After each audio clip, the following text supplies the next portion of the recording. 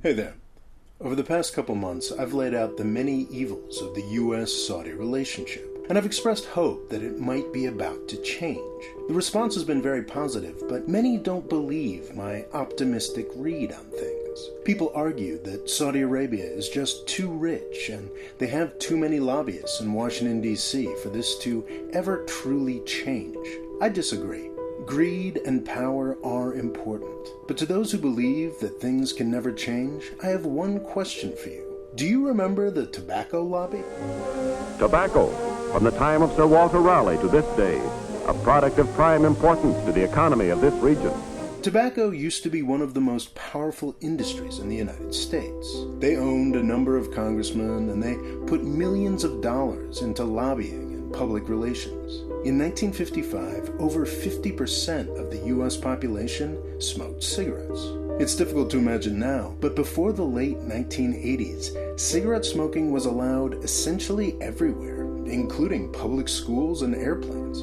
By the 1950s, it was medically established that cigarette smoking caused lung cancer. But that didn't stop the tobacco lobby. They had the congressmen and they had the money. For decades, everybody knew that cigarettes killed you and nothing changed. Until it did. Do you or do you not agree with the Surgeon General's estimate of over 400,000 smokers dying I do not agree. Okay. Do you know how many die each year? I do not know.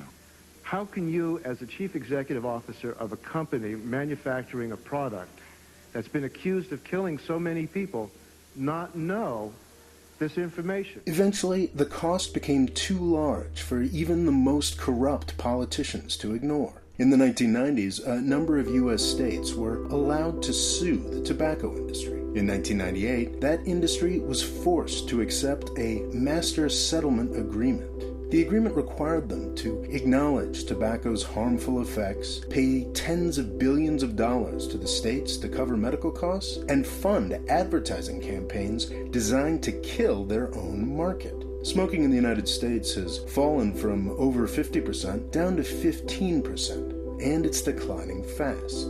For decades, the tobacco lobby looked just as invincible as the Saudi lobby looks today. But eventually, the truth won out.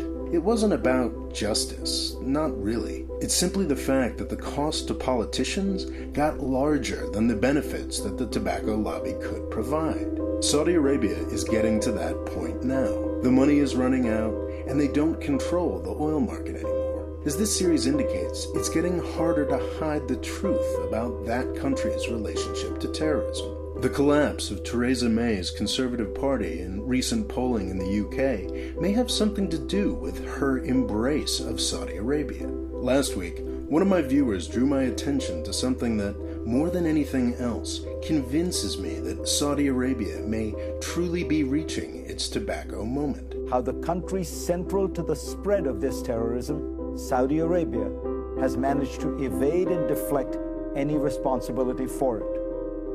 The facts are well known. For 5 decades, Saudi Arabia has spread its narrow, puritanical, and intolerant version of Islam, originally practiced almost nowhere else, across the Muslim world. Did you hear that?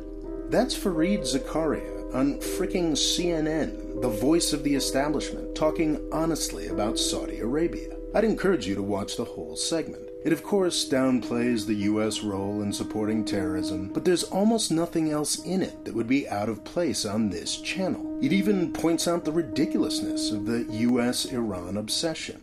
Almost every terror attack in the West has had some connection to Saudi Arabia. Virtually none has been directly linked to Iran. Saudi Arabia's tobacco moment is already here. Thanks for watching. Please subscribe.